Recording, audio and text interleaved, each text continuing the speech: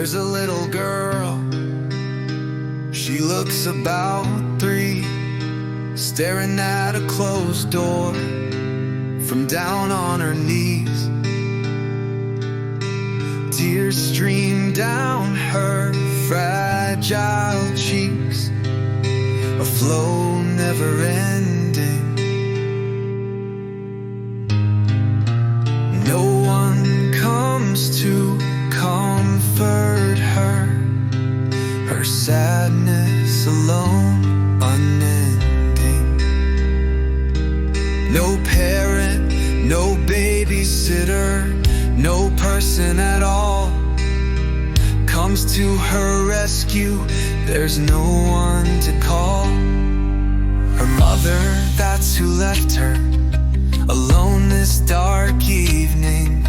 Nothing she tried, not even her pleading, could change her mother's mind. She had mother things to do out in town, not at home. Mom, be back before she knew. Her daughter was distraught, that much was apparent. She's so little, she'll live through it, fading away like a fleeting moment.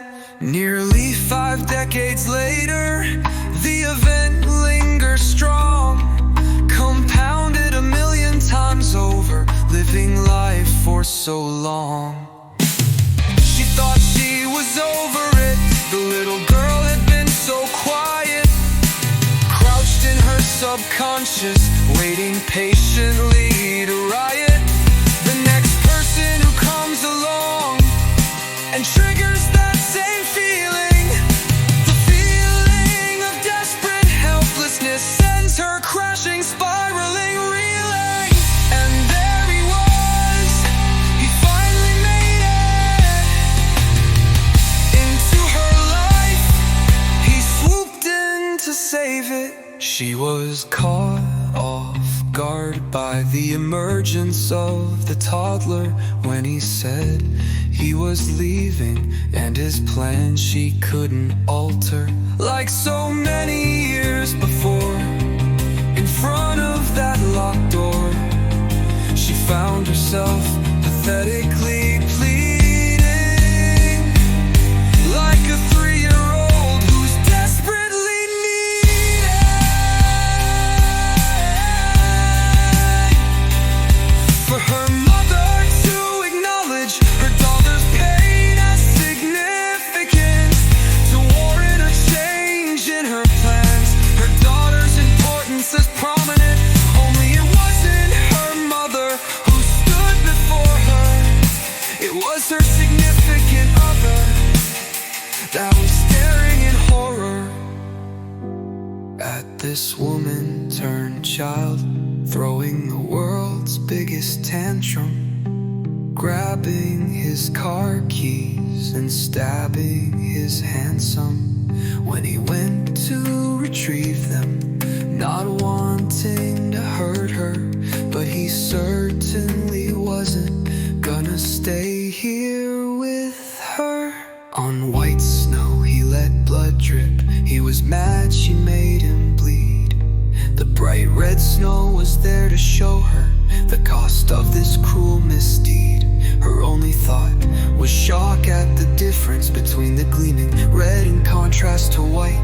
She did not feel sorry for hurting him, because she was desperately fighting for life. She felt her life depended on his staying. He needed to tell her she mattered. She jumped on the hood of his car in panic. Any escape route he planned was shattered. She started to cry, to beg and to plead, unaware of the strangers around her staring.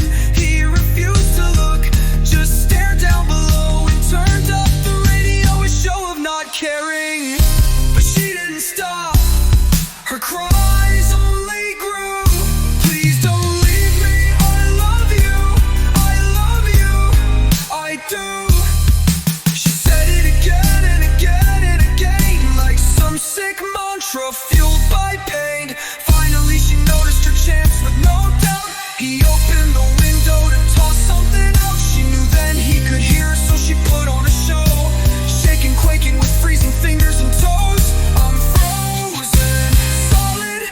can't make it on my own. Please won't you help me? I promise I'll go.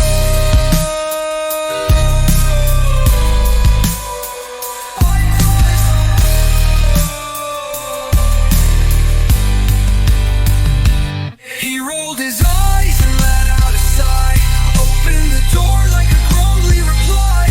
She knew she had him, she'd won the fight, but the arms that held her just didn't feel right. Sure enough, soon after they entered, she turned around and he'd already left her. Dazed and confused, she wondered what happened. Is it possible again? Same ending, different chapter.